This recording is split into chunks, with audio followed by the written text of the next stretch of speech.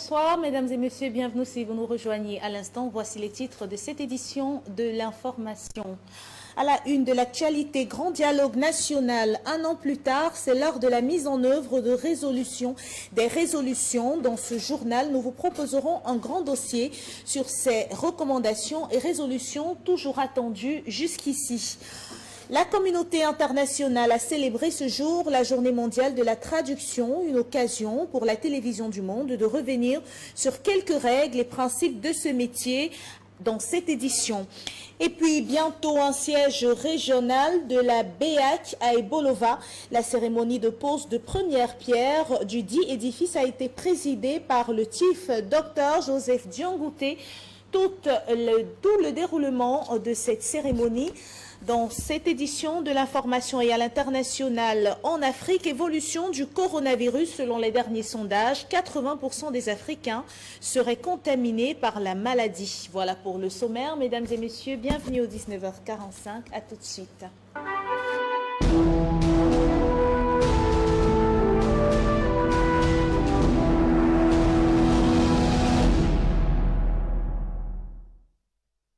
Bonsoir mesdames et messieurs, ouvrons cette édition de l'information en politique. Un an après le grand dialogue national, les résolutions ne sont pas jusqu'ici effectives, mais elles demeurent toutefois attendues. Suivons les explications de notre reporter Jean-Marie Onambélé qui s'est penché sur la question. Du 13 septembre au 4 octobre 2019, les Camerounais, dans leur diversité, réunis au palais des congrès de Yaoundé, avaient pris des résolutions dont les fruits sont palpables pour le retour à la paix progressive dans les régions du nord-ouest et du sud-ouest. Un an après, sur le terrain, les fruits tiennent la promesse des fleurs. Je pense donc que tout ce qui reste à faire maintenant, c'est à ceux donc qui ont pris la responsabilité justement de reconstruire ces deux régions. C'est aussi aux séparatistes de comprendre donc finalement que nous sommes des enfants d'une même nation et à chaque fois qu'il y a des problèmes, il y a un moment où il faut s'asseoir, se regarder droit dans les yeux et résoudre un certain nombre de problèmes. Vous pouvez donc comprendre, pour vous dire que c'est en train d'apporter beaucoup de fruits, vous allez vous rendre compte qu'il y a beaucoup de séparatistes ou des personnes qui sont à l'extérieur de notre pays qui sont aujourd'hui en train de demander à ce que les enfants retournent à l'école. Ce sont des signes qui ne trompent personne.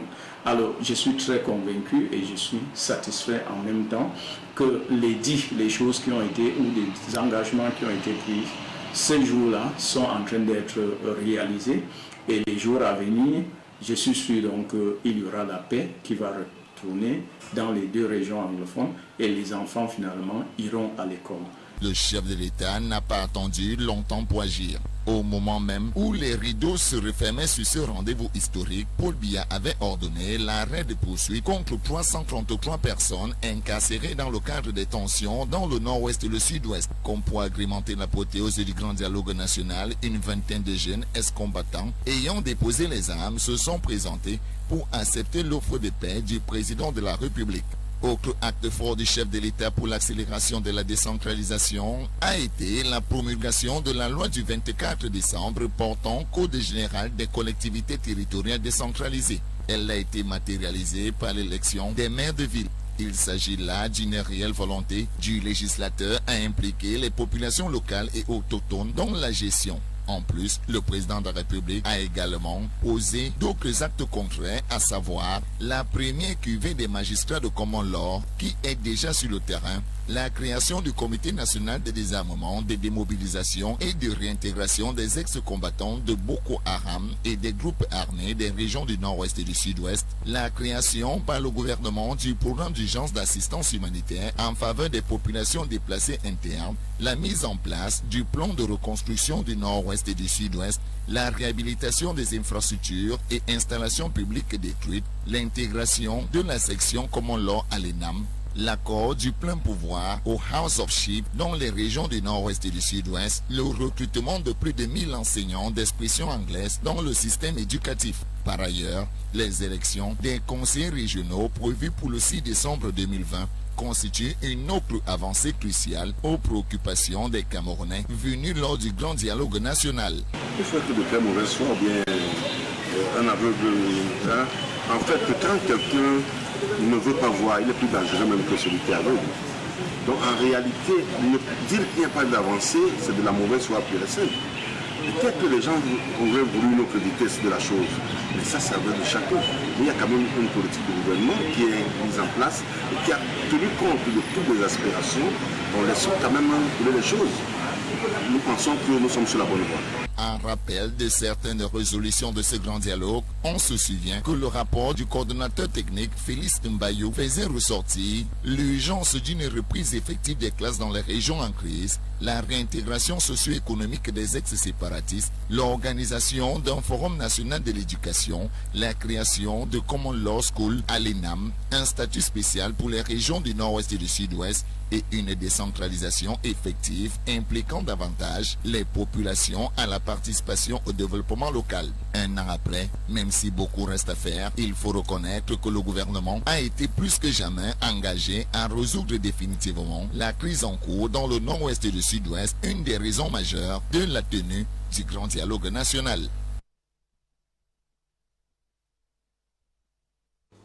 Et ils sont donc nombreux, ces Camerounais qui affichent de l'indignation quant au retard accusé par la mise en œuvre des résolutions à l'issue du grand dialogue national, un an déjà après. D'ailleurs, je vous propose de les suivre au micro de nos reporters Patrick Goignan et Patrice Foucault. Il y a de cela un an, jour pour jour, s'ouvrait à Yaoundé au Cameroun le grand dialogue national avec en ligne de mire la résolution de la crise dite anglophone et l'implémentation du processus de décentralisation. Un an après, les efforts semblent être vains, selon certains Camerounais rencontrés ce matin à Douala. Moi, je pense que rien n'a été fait. Nous continuons à avoir les mêmes embouteillages, à avoir les routes non achevées, à avoir tous les problèmes qu'on avait avant. Donc je pense que beaucoup reste à faire. Toutes les résolutions qui ont été dites sur la table, jusqu'à présent, rien n'a été fait. Franchement, il faut que les Camerounais puissent prendre les destins en main. Les gens qui sont à Boya, à Tombel, à Kumba, à Bamenda, à Koum et tout ça, ce sont les Camerounais comme nous. Tous sont les Camerounais. Si un Camerounais qui est à Douala, Yaoundé, Bafia, n'est pas conscient, ne prend pas en cœur ce qui se passe à Bamenda et tout ça, c'est que c'est un Camerounais. D'autres, par contre, estiment que beaucoup reste à faire. On remarque donc que, en réalité, les choses sont faites à moitié. Donc on peut dire que c'est mi-figue, mi-raisin. D'autres se satisfont de ce qui est fait. C'est-à-dire que la décentralisation se met en place petit à petit. D'autres critiquent qu'il y a encore la guerre là-bas. Mais en fait, moi je n'ai pas de données pour juger l'état de paix au nord ou au sud-ouest. Mais je pense quand même que, comme c'est une promesse, peut-être les chefs feront en sorte que cela petit à petit se mette en place. Les résolutions du grand dialogue national, même si elles tardent à être mises sur pied, elles suscitent tout de même de l'espoir auprès de certains Camerounais. Le changement n'est pas quelque chose d'immédiat. Le changement, c'est quelque chose qui vient avec le temps. Bon, quand on veut parler le temps, ça ne veut pas dire qu'on va s'éterniser. Ça vient doucement. Bon, et je sais que les Camerounais, avec leur état, leur souffrance et tout, veulent voir ça à l'immédiat. Mais nous savons que ça viendra. Sur le plan sécuritaire, il y a des efforts énormes que le gouvernement a eu à poser, principalement dans les régions en conflit que sont Bouya et les régions du nord-ouest et du sud-ouest. Il est certes vrai que sur ce même plan, dans les villes comme Douala et Yaoundé, qui sont des grosses métropoles économiques du Cameroun, on assiste à un relâchement de la sécurité pour une seule cause, la concentration des forces de maintien de l'ordre et même sécuritaire du côté des régions en conflit. Le processus de paix étant recherché et donc en marche, même si les Doualais sont divisés sur les méthodes et le temps pris pour sa résolution. Et toujours en rapport avec les résolutions issues du dialogue national du grand dialogue national d'il y a un an, fort nous est de constater que le statut spécial dont devraient jouir les régions du nord-ouest et du sud-ouest demeure une belle utopie, ainsi que le plan présidentiel qui stipulait la reconstruction et l'effectivité du bilinguisme dans cette région encore sinistrée. Les explications de Jean-Germain Edna. C'est le président de la République qui a convoqué ce dialogue. Et c'est au président de la République que je vais m'adresser pour lui dire voilà les résultats du dialogue. Et c'est à lui donc de me donner la conduite à tenir par rapport à ce dialogue. À l'heure de l'évaluation des résolutions du Grand Dialogue national, des faits majeurs retiennent l'attention, précisément dans le sens de l'accélération du processus de décentralisation. L'actualité s'y prétend. Le président de la République du Cameroun a signé 2 importants décrets en vue du déroulement harmonieux des élections régionales. Une phase clé de la consolidation de la décentralisation qui s'ajoute à une batterie de mesures qui ont été prises au terme du Grand Dialogue national. Il y a eu beaucoup de suggestions qui ont été faites, beaucoup de recommandations qui ont été faites. Il aura le temps imparti de regarder ces recommandations et de voir comment il va mettre en œuvre ces recommandations. Il s'agit entre autres du vote et de la promulgation de la loi portant code général des collectivités territoriales décentralisées, avec en prime la suppression du poste de délégué du gouvernement.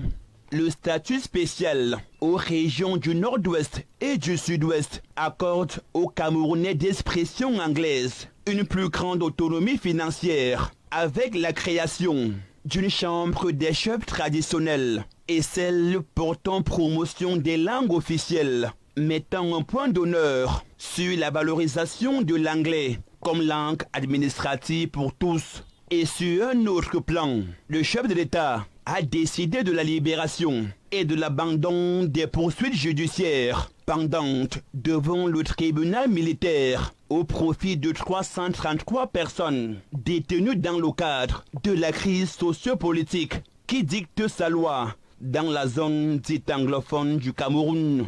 Dans la foulée, plusieurs leaders séparatistes ont du reste déposé les armes au cours de cet important rendez-vous de l'histoire du Palais des Congrès de Yaoundé et invitent leurs camarades, encore dans le maquis, à suivre leur exemple. Relativement à la diaspora, les représentants des partis politiques, les leaders d'opinion, membres du gouvernement, parlementaires, autorités administratives, municipales, religieuses et traditionnelles, les universitaires, les opérateurs économiques, les représentants des forces de défense et de sécurité, de la diaspora, des jeunes, des victimes et autres combattants sécessionnistes qui ont pris part à ces travaux et repartis en 8 commissions, ont proposé la réforme du code de nationalité avec l'adoption de la double nationalité ou des nationalités multiples. En outre, mendiant de la paix, son Excellence Paul Biya a également créé le Comité national de désarmement, de démobilisation et de réintégration dans le Nord-Ouest et le Sud-Ouest, tout comme l'École nationale de l'administration locale à Buea. Un plan de reconstruction des 2 régions est en branle sur le terrain, tenant compte de leur statut de zone économiquement sinistrée. Toutes ces mesures et bien d'autres visent le retour de la paix, et ce de manière pérenne, dans le Nord-Ouest et le Sud-Ouest Cameroun. Ainsi donc, le statut spécial dont devraient bénéficier les régions sinistrées du Nord-Ouest et du Sud-Ouest à l'issue du Grand Dialogue national depuis fin 2019 ne pourrait pas encore être considéré comme une effectivité au Cameroun. Mais toutefois, qu'entend-on réellement par statut spécial? Élément de réponse dans ce reportage que signe un autre reporter, Jean-Marie Onambélé, qui est allé à la rencontre d'un spécialiste qui va nous en dire plus.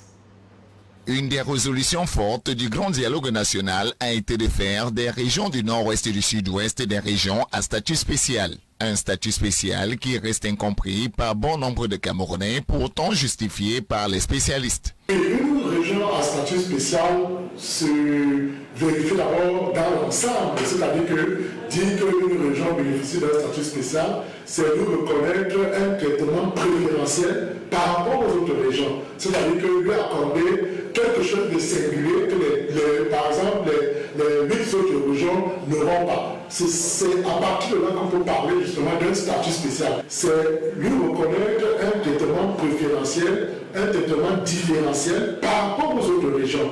Vous convenez avec moi, pour prendre un exemple clair, le Premier ministre avait déclaré les zones du Nord-Ouest et les zones du Nord-Ouest et du Sud de fiscalement sinistrées. Ça veut donc dire que c'est exclusivement dans ces régions-là qu'on peut avoir un allègement fiscal, contrairement aux autres 8 régions qui sont considérées comme des régions en paix. Voilà ce qu'on peut considérer comme octroyer un statut spécial à une région, c'est-à-dire lui reconnaître des éléments spécifiques que les autres ne bénéficient pas. L'incompréhension du statut spécial des zones anglophones du Cameroun qui découle a priori d'un vide qui plane sur la posture juridique de cette dénomination. On sait qu'il y a un statut spécial avait été octroyé aux zones du Nord-Ouest et du Sud-Ouest, mais jusqu'ici, le législateur lui-même n'a pas défini le contenu de ce qui mettait dans ce contenant de statut spécial. Alors quand je parle du statut spécial, on peut peut-être évoquer l'idée du mode de désignation désormais des dirigeants de ce côté. On peut évoquer l'assujettissement, j'allais dire l'imposition qui peut être mise au rabais, c'est-à-dire qu'il peut avoir des mesures fiscales légères qui ne seront pas les mêmes que l'on retrouve dans les 8 régions qui ne sont pas cumulées, les 8 régions qui sont en paix. Donc, en réalité, dans le statut spécial, on peut mettre le mode de désignation, c'est-à-dire que la manifestation de la démocratie, on peut mettre l'élément économique, parce qu'il faut restructurer et redévelopper toutes ces zones qui ont été sinistrées par les guerres, et on peut également mettre à l'intérieur le système éducatif, qui peut par exemple s'appuyer exclusivement sur des matières telles que la common law, sur des matières telles que l'English law, voilà, qui peut permettre donc l'évolution culturelle de ces zones. Le statut spécial des régions nord-ouest et sud-ouest du Cameroun qui soulève la problématique du bien-être global de toutes les 10 régions du Cameroun. On a souvent coutume de dire que test sans conteste n'est que prétexte. Cela veut dire que le prétexte qui détermine la mise en œuvre du test de ce statut spécial, c'est bien entendu le contexte, c'est-à-dire qu'il s'agit de 2 zones qui sont en crise. En réalité, toutes les régions du Cameroun ont les mêmes problèmes. Les problèmes de pauvreté, les problèmes de suivi, les problèmes d'amélioration des conditions de vie, c'est les mêmes problèmes. Même quand vous parlez, vous observez que l'on veut conférer un statut spécial à 1 ou 2 régions parmi les 10, toutes ces considérations visent à améliorer les conditions de vie.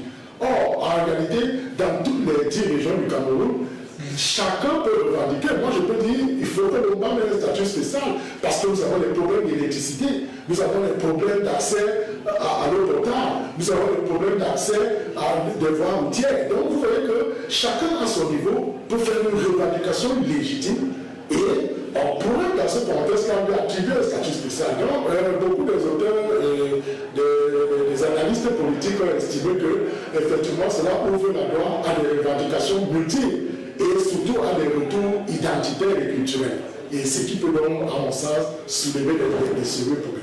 Notons que sur le terrain, plusieurs actions ont déjà été entreprises dans les régions du nord-ouest et du sud-ouest, entrant en droite ligne avec la posture de statut spécial attribué aux localités de la zone anglophone de notre pays. Et dans les régions du nord-ouest et du sud-ouest, et précisément dans la ville de Koumba, département de la Mémé, les avis sont plutôt divergents. Pour certains, quelques avancées ont été bel et bien perceptibles. Et pour d'autres, par contre, les résolutions doivent être fustigées sur les papiers et non encore appliquées sur le terrain. Le point avec Jean-Germain Ismaël Prince à Koumba.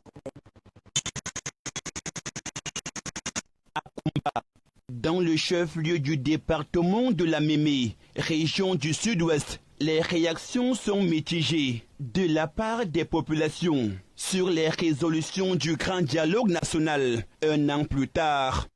Yeah, 1 year after the national dialogue, I think some of the recommendations which were Un an après le grand dialogue national qui s'est tenu du côté de Yaoundé, je pense, pour ma part, que les résolutions qui sont nées au terme de ces travaux prennent peu à peu une petite forme dans le nord-ouest et le sud-ouest. Dans le domaine de la décentralisation, nous avions vu la création de la NASLA qui vient en principe remplacer le CEFAM. Et sur un autre aspect, le plan présidentiel de la reconstruction du NOZO est à pied d'œuvre sur le terrain.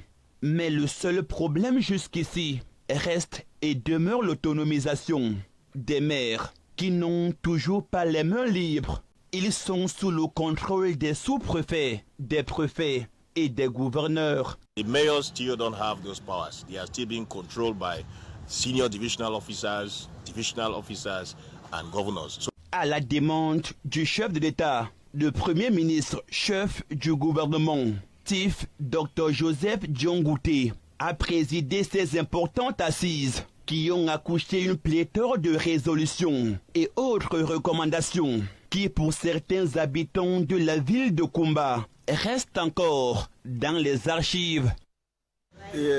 After 1 year.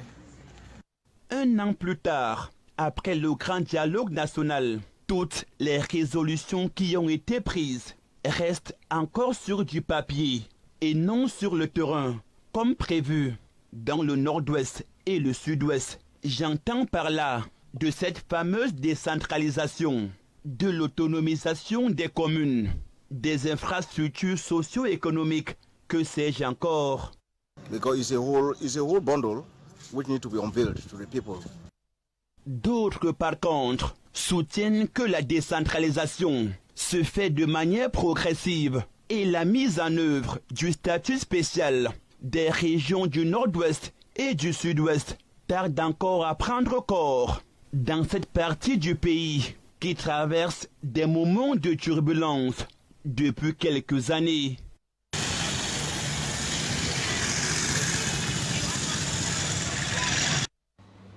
Les résolutions à l'issue du grand dialogue national demeurent donc attendues fortement par les populations et précisément par les régions du nord-ouest et du sud-ouest Cameroun qui attendent jusqu'ici de bénéficier de leur statut spécial. Parlons à présent de toute autre chose. La journée mondiale de la traduction s'est célébrée ce 30 septembre 2020, une initiative de l'UNESCO depuis l'année 2017. Elle s'est célébrée sous le thème « Trouver des mots dans un monde en crise », une occasion pour nous d'analyser ces thématiques et surtout de redéfinir la définition du terme traducteur. Reportage. Ils sont traducteurs pour les uns, interprètes pour les autres. Ce 30 septembre rend hommage à cette noble profession à travers la journée mondiale de la traduction. À cet effet, ils ont décidé de livrer le secret de leur métier. Traducteur d'un interprète pour nous faire comprendre et vice-versa. C'est pour cela que l'UNESCO a tenu à célébrer cette journée-là pour dire que la diversité de la culture doit devenir une richesse. La traduction est donc une profession qui permettrait d'étendre les connaissances, de renforcer les liens sociaux. Pour l'UNESCO, initiateur de cette journée, la traduction est essentielle à cette ère de la mondialisation.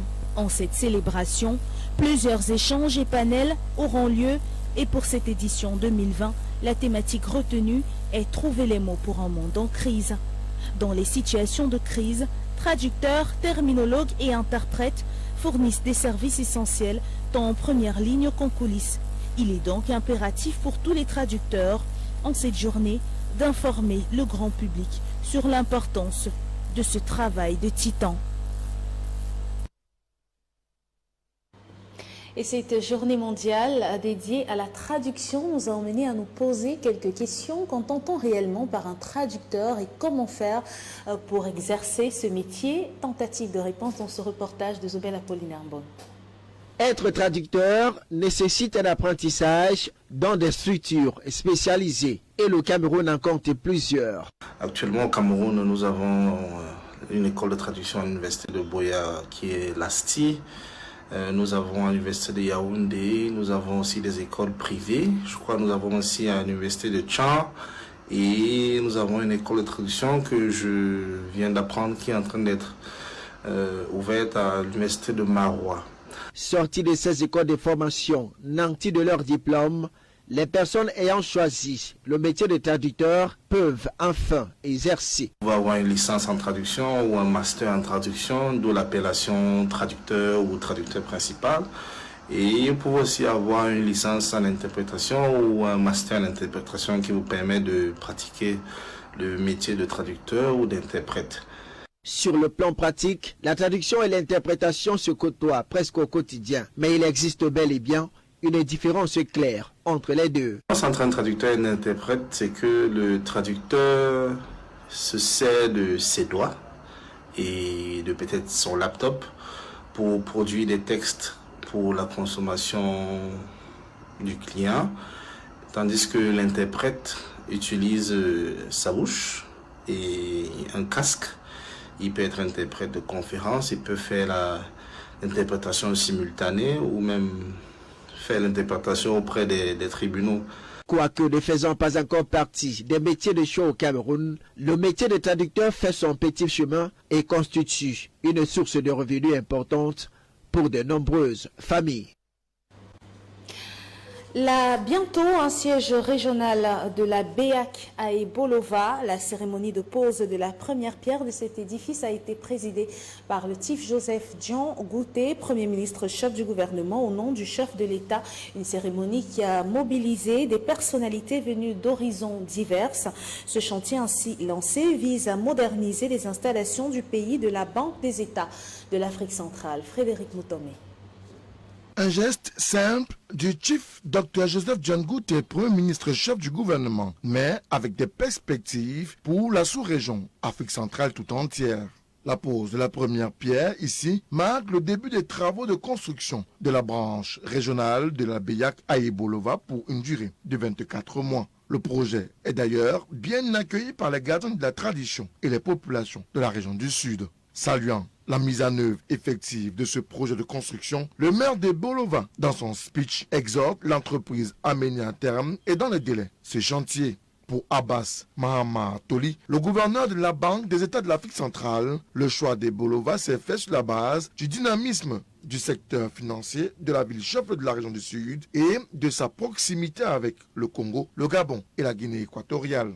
Le Premier ministre chef du gouvernement, Dr Joseph Dion Gouté, quant à lui, a reconnu la place de choix de la banque dans le développement de la sous-région. C'est dans cette perspective que les chefs d'État de la CEMAC ont opté pour la modernisation des infrastructures de cette structure financière qui doit être plus proche des opérateurs économiques. Ce projet rentre également en droite ligne des politiques gouvernementales qui viennent de doter Ebolova des projets de développement tels que les routes, les barrages hydroélectriques, le port en eau profonde, mais aussi des hôtels et bien d'autres commodités. Votre mobilisation massive en ce lieu, mes chers frères et sœurs, confirme une fois de plus votre attachement au développement de cette belle région et de notre pays.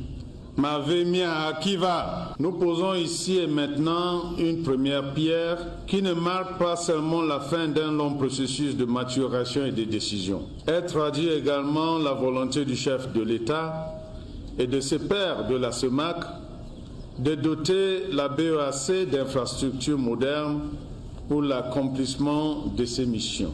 Le chantier qui va s'ouvrir à Ebolova est la traduction concrète de la politique de la BEAC en tant que banque d'émissions qui vise constamment à rapprocher ses services de tous les pôles financiers dynamiques afin d'accompagner la bancarisation de l'économie. La branche régionale de la BEAC qui sera érigée à Ebolova au terme des 24 mois de travaux est un édifice futuriste qui comprend des bureaux, une salle de conférence, une bibliothèque, une salle informatique et un bâtiment annexe. Rendons-nous à présent à Yaoundé, capitale politique du Cameroun, pour nous intéresser à cette descente du maire de la ville. La mairie de Yaoundé s'en va donc en guerre contre les inondations récurrentes au lieu dit avenue Kennedy. Une vaste opération de nettoyage des drains est donc en cours dans la ville sous la supervision de Luc Atanganamessi, chef de l'exécutif de la ville de Yaoundé, descendu sur le terrain pour une évaluation des chantiers. Une fois de plus, Frédéric Moutomé pour les détails. Mettre un terme aux inondations à l'avenue Kennedy à Yaoundé, le vœu est celui de Luc Atangana Messi, le maire de la ville, aux 7 collines descendues sur le terrain. Ce caniveau, ce sera un collecteur enterré, beaucoup plus grand, qui permettra d'encaisser toutes les eaux qui viendraient de ce côté pour les évacuer, non plus au niveau de la rivière des Kozoa, comme c'était le cas par le passé, mais directement au niveau d'une Fundi. Cette initiative de la mairie fait face à la présence en ces lieux des commerçants qui ont d'ailleurs reçu des sommations de libérer. Je voulais vous dire, vous les sauveteurs de cette zone et des rues environnantes, de vous apprêter à libérer cette zone. Nous allons vous recaser quelque part. Dans le même temps, en Bogada, le super-maire a donné quitus à la poursuite du chantier du complexe urbain de Yaoundé. 4 tours jumelles de 11 étages chacune et un immeuble de 22 niveaux. L'évolution globale, c'est à peu près 50%.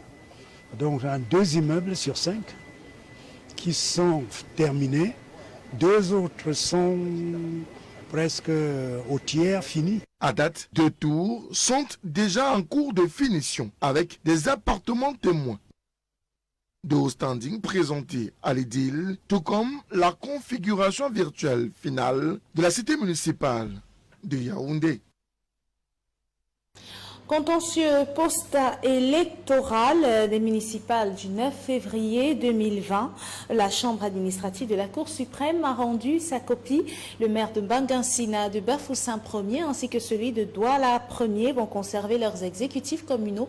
Et quant au maire de la ville de Maroua 1er, l'élection sera reprise. C'est l'essentiel à retenir de la décision de la Chambre administrative de la Cour suprême rendue mardi dernier. Frédéric Moutomé, une fois de plus. La Chambre administrative de la Cour suprême du Cameroun a vidé le contentieux électoral en rapport avec les élections municipales du 9 février 2020 dernier. À Maroua 1er, par exemple, la désignation du maire et de ses adjoints est à reprendre. À Douala 1er, l'exécutif conduit par Jean-Jacques Leguemalapa est confirmé et maintenu, conformément à la décision rendue par la haute juridiction qui a aussi confirmé l'élection du Social Democratic Front à la mairie de Bafoussam 1er sur le score de 51,3%. À Bafoussam 1er, le SDF a remporté l'élection haut la main. C'est ce qui vient d'être confirmé par la Cour suprême du Cameroun. Durant cette audience, la victoire du FSNC d'Issa Tirouma Bakari a été confirmée dans la mairie de Lagdo, dans le nord du pays. Nous acceptons ainsi toutes les décisions prises par la Cour suprême du Cameroun.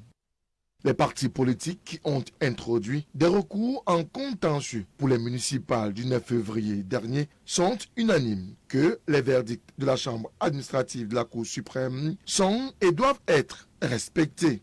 La justice a fait son travail, ils ont leur appréciation, nous avons notre regard de politiciens et je pense que cela participe de la vitalité de notre démocratie, cela participe aussi de la place que la justice doit occuper dans l'arsenal des institutions. Nous avons perdu, nous avons gagné, il en est de même pour les autres partis. Plus de 109 recours pour ce qui est de ces élections municipales du 9 février 2020 dernier ont été examinés, débattus, puis vidés par la Chambre administrative de la Cour suprême du Cameroun. En sport, Lion indomptable du Cameroun, Antonio da Silva Conceição revoit la liste des joueurs retenus pour le stage aux Pays-Bas. Les modifications opérées sur la nouvelle liste sont en fonction des exigences du pays. Plus de détails avec Zobel Apollinaire Mbon. 34 au départ, ils sont finalement 24 qui seront présents au stage qui débute le 5 octobre prochain aux Pays-Bas. La deuxième liste d'Antonio da Silva Conceição a connu beaucoup de modifications avec l'entrée de certains joueurs et l'absence remarquée de plusieurs autres. C'est ainsi qu'au poste de gardien de but, le technicien portugais a décidé de réduire le nombre de 4 à 3 en mettant de côté le portier de Bourg, Peronas en France, Boris Esseler. Ils sont 8 défenseurs qui seront de l'expédition hollandaise au lieu de 10 au départ. Antonio Conceição a décidé de se passer des services de Fox Jando de Alaves en Espagne et de Jean Castelletto de Nantes en France. Au poste du milieu de terrain, et 106 à avoir été sollicités. À noter la sortie de Noou Yvan et de Bambok Franc. Le compartiment offensif est constitué de 7 joueurs au lieu de 10 au départ. Ayouk Eric, Clinton Djej, mais surtout Vincent Aboubakar ont été mis de côté et Fabrice Olinga a fait son entrée. C'est donc au total 10 joueurs qui ont été écartés du groupe compte tenu des exigences du pays hôte qui a mis sur pied des mesures strictes d'entrée dans son territoire compte tenu de la pandémie du Covid-19 qui continue de sévir. Le stage des Lions qui s'achève le 13 octobre prochain sera ponctué par une rencontre amicale contre le Japon le 9 octobre. Une rencontre qui rentre dans le cadre de la période FIFA du mois d'octobre 2020.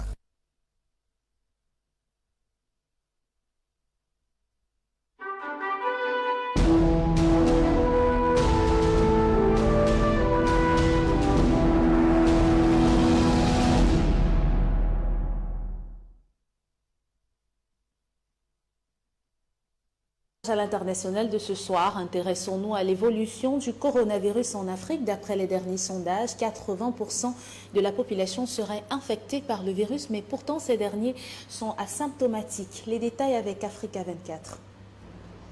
En Afrique, 80% des personnes contaminées par la COVID-19 sont asymptomatiques. C'est ce qu'a révélé l'Organisation mondiale de la santé dans un rapport publié le 24 septembre 2020. L'institution estime que la genèse de la population africaine est l'un des principaux facteurs expliquant ces statistiques. La tendance à la baisse que nous avons observée en Afrique au cours des 2 derniers mois est sans aucun doute un développement positif et témoigne des mesures de santé publique solides et décisives prises par les gouvernements de la région. Pour l'Organisation mondiale de la santé, la faible densité, la mobilité de la population, le climat chaud et humide associé à la tranche d'âge inférieure des contaminés contribuent probablement au schéma observé en Afrique. L'annonce intervient alors que le continent observe depuis plusieurs mois une baisse du nombre de contaminations en raison des mesures efficaces adoptées face à la pandémie. Effectivement, aujourd'hui, ce qu'on voit en Afrique, c'est que plus de 80% des Africains qui sont positifs à la Covid ont soit des formes asymptomatiques ou des formes symptomatiques modérées.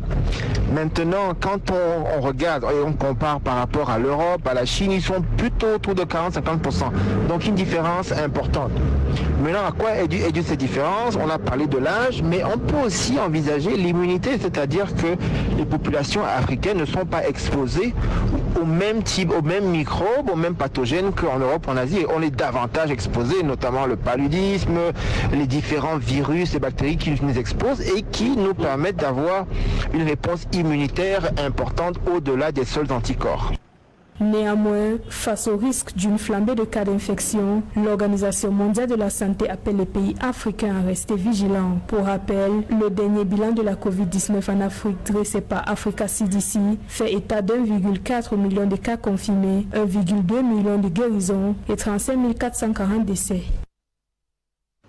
Mais même si les patients demeurent asymptomatiques, les autorités africaines continuent d'interpeller la population sur le respect scrupuleux des mesures barrières édictées pour barrer la voie au coronavirus qui demeure une effectivité. Fin de ce journal préparé par l'ensemble de la rédaction. Merci de nous avoir suivis. Prenez rendez-vous à 21h dans le cadre du programme Tout au clair. L'émission sera diffusée sur la page LTM TV officielle. Bonne soirée sur votre chaîne.